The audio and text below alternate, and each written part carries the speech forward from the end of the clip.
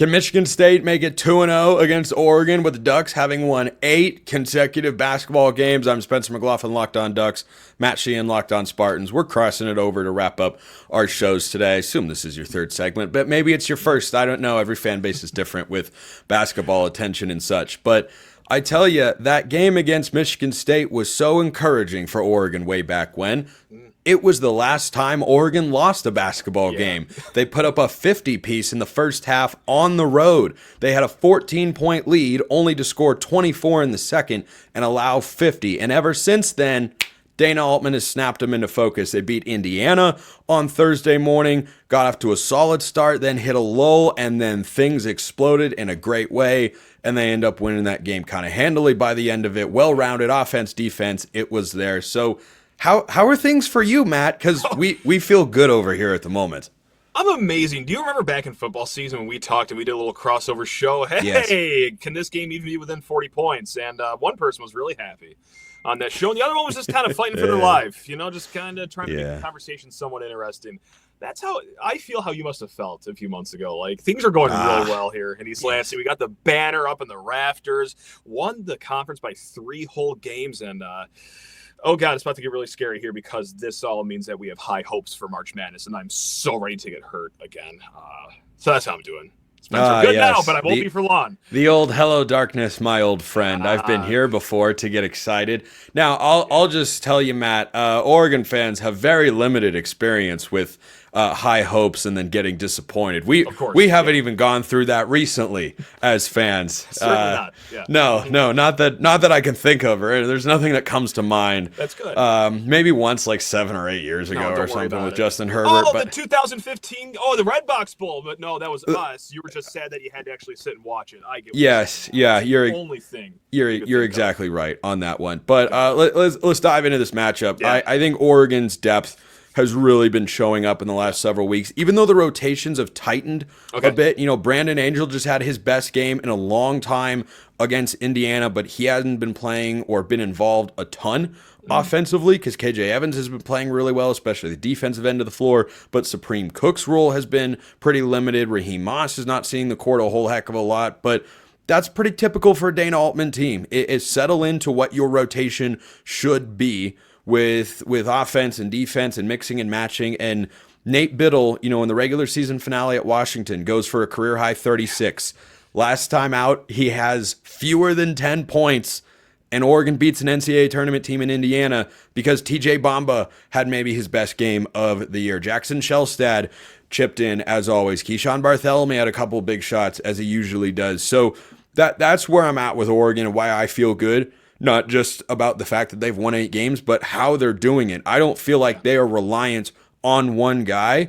They are playing incredibly balanced basketball right now, and I think that makes for an interesting game here against Michigan State. We're doing this again. We're talking about our own teams, but really you're describing the other person's teams. I don't know how many people listened to that crossover show about, 4 weeks ago, but that's pretty much how things are here at Michigan State. You can count on Jace Richardson getting his, and he had his coming out party against Oregon that first time. What did he have, 50? 52, I think it was. I think it was 50. Yeah, that sounds right. Yeah, no, he exploded that game, and Michigan State obviously doesn't win that if he doesn't have that moment. It was 29, just to be clear. We're being sarcastic. On an actual number, yeah, but it felt like 50, to be honest. Because he was the guy that was single-handedly on offense dragging them to the finish line. Now, of course, you got the typical Michigan State, hey, we're going to demolish you on the boards, right? Michigan State's only been out-rebounded twice this entire season, and that's going to be another key to the game here, is just be yourself, be Michigan State. But, yeah, as a whole, ever since we've met, it's just been, a party of depth with, Chase Richardson being the guy that's, establishing himself as the alpha. So it's been smooth sailing over here. And what's been interesting, too, is, yes, you guys are obviously up a lot in the first half, 50-36 at the break. That's not a one-off thing. This has become a feature for Michigan State basketball of having an 8, 10, 16-point deficit in the first half that they claw back from. Did it against Illinois, did it against Michigan, did it against Wisconsin, did it against Iowa to seal the Big Ten Conference Championship. So this team just likes to make the games interesting in the first half and then, just buries them with I'll say the D word again, their depth. So that's how things are over here. See, that was November, December, Oregon. Get down 12 points in 5 minutes and go, all right, guys, we should, what is it? Start playing the game. It has indeed tipped off.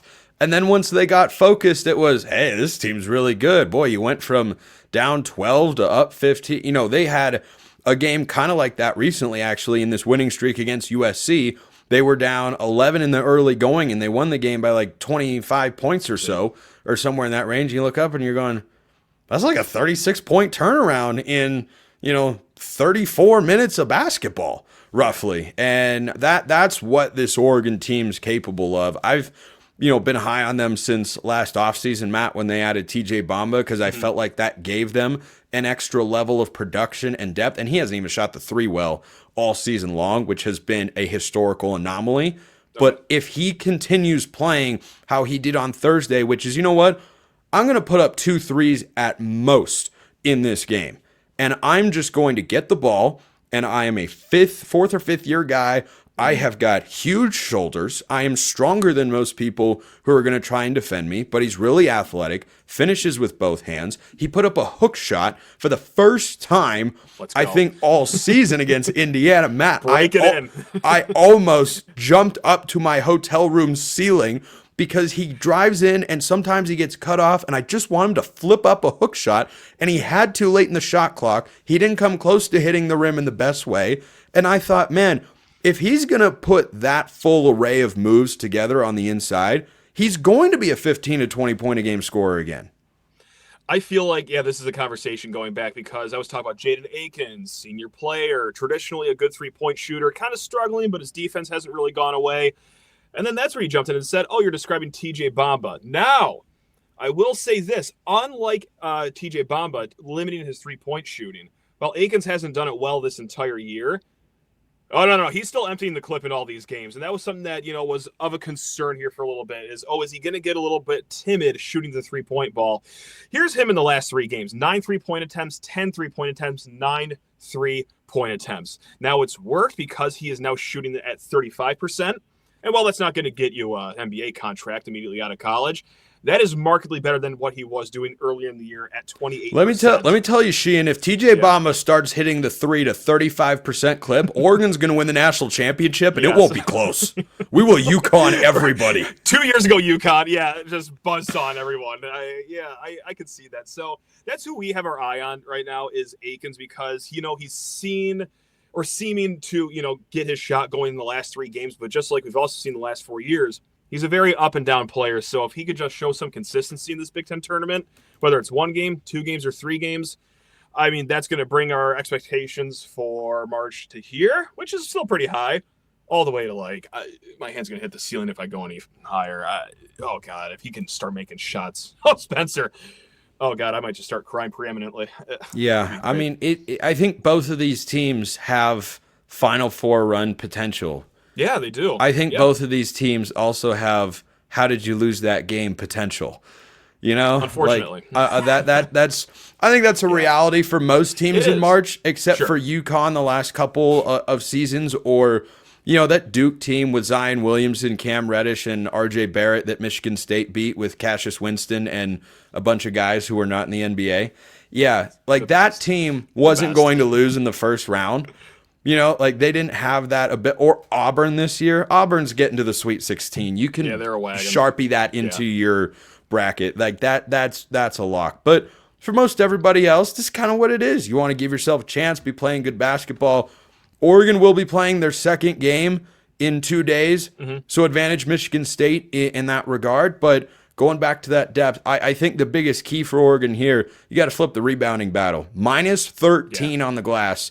You don't have to be plus 13. You might not even need to be plus 2. You can't be worse than minus 5 on the boards and go out there and beat this Michigan State team. You can't give up as many second chances as they did at times against Indiana on Thursday, and you have to find a way to just not let that disparity get too big, and KJ Evans will certainly be a big part of that. So that's my biggest key for Oregon.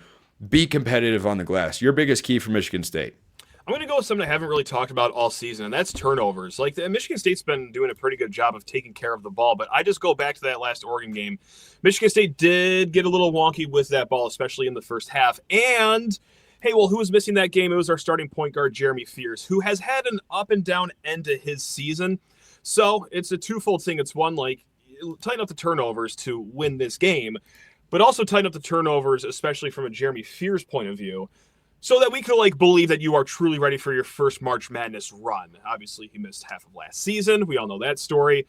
But just, like, make us fans, the people that like to panic like myself, get us assured that things are going to be okay here in the long run. So that's where I'm going to go. I'm going to go with turnovers, a word that I really have not said for the last few weeks, if not months of the season. It's been nice, I got to say.